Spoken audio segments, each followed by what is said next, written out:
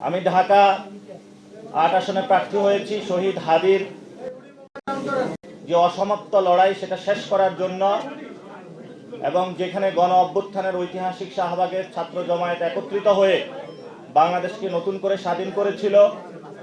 এই গুরুত্বপূর্ণ স্ট্র্যাটেজিক আসনে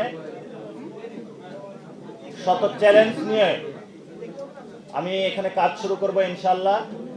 এবং আজকে মনোনয়ন জমা দিয়েছি এবং জাতীয় নাগরিক পার্টির একটি গুরুত্বপূর্ণ কাজ, আমি দায়িত্ব ছিলাম নির্বাচন পরিচালনা কমিটির প্রধান। আমি আজকে আপনাদের সামনে আমার এই কাজ হস্তান্তর করছি। আমাদের নতুন সহযোদ্ধা, পুরাতন সহযোদ্ধা, ক্যাম্পাসে একসাথে যারা আমরা রাজনীতি করেছিলাম, আমি নির্বাচন পরিচালনা কমিটি, যেহেতু আমি সংসদীয় আসনে নির্বাচন করব, নির্বাচন পরিচালনা কমিটির আমি দায়িত্ব থেকে আজকে অব্যাহতি নিলাম। পরবর্তীতে যিনি নতুন দায়িত্বে আসবেন, আপনাদের প্রিয় চেনামুখ একজন আসবেন, সেটাও আহ্বায়ক ঘোষণা দিবেন। ইনশাআল্লাহ রাজপথে দেখা হবে, সংসদে সবার সাথে দেখা হবে।